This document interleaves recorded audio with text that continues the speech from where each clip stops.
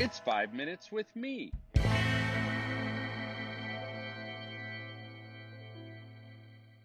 Hey there, welcome to 5 Minutes with Marko. So, despite COVID, we are living in amazing times. The fact is, we've learned more about teenagers in the last 20 years than in the previous centuries combined. We've been exposed to challenging and solid research about youth ministry and adolescent faith. And even if it hasn't all been good news, this research is shaping our thinking and practice in long overdue ways. The knowledge we have about teenage brains is similar. There are new findings almost every month, it seems. It's fascinating stuff that constantly reminds me of God's creativity and intentionality. And this is important. I find over and over again that my knowledge about what's going on in teenage brains informs everything I do in youth ministry. But there's a problem that needs to be addressed. Most of what you've read or heard about teenage brain development is wrong. Or at least most of it has been skewed to infer conclusions that the research is just not saying. 2 decades ago, early research into teenage brains revealed the previously unknown reality that brains aren't fully developed until well into their 20s. Researchers identified areas of the brain that were significantly underdeveloped, specifically focusing on the prefrontal cortex. This area is often referred to as the brain's CEO or executive office, since it's the decision-making center as well as the place for impulse control and prioritization, focus, wisdom, and a bunch of other higher-order thought processes. Slowly, books like The Primal Teen and dozens of magazine articles and news reports started reporting news about teenage brains. But they usually did so with a spin that the actual researchers might not have been saying, that teenage brains are inferior or broken or incapable. I'm preaching to the choir here. You know in your gut that this isn't true.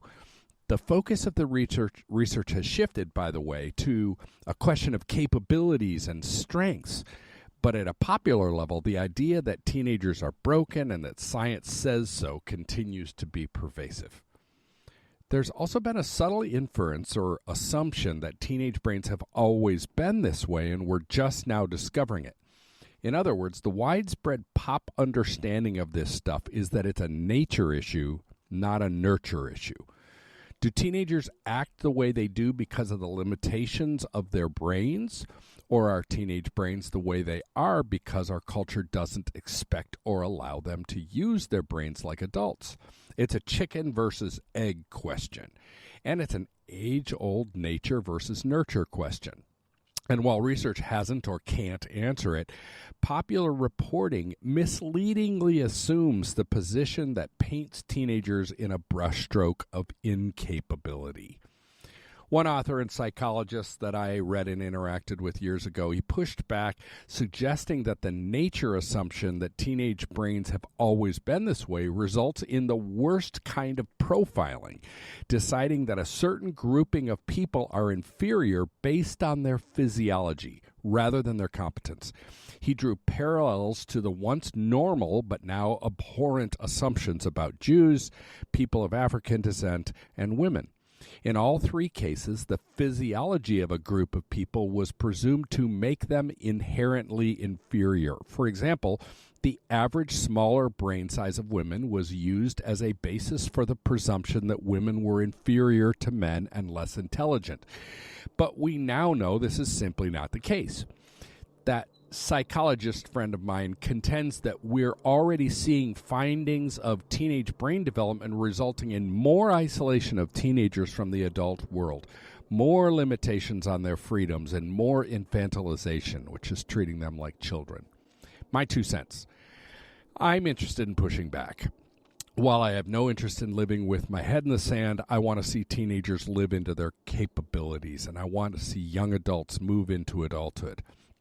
And I'm embracing the idea embedded in a question I first heard verbalized by Dr. Dean Blevins during a panel he and I shared.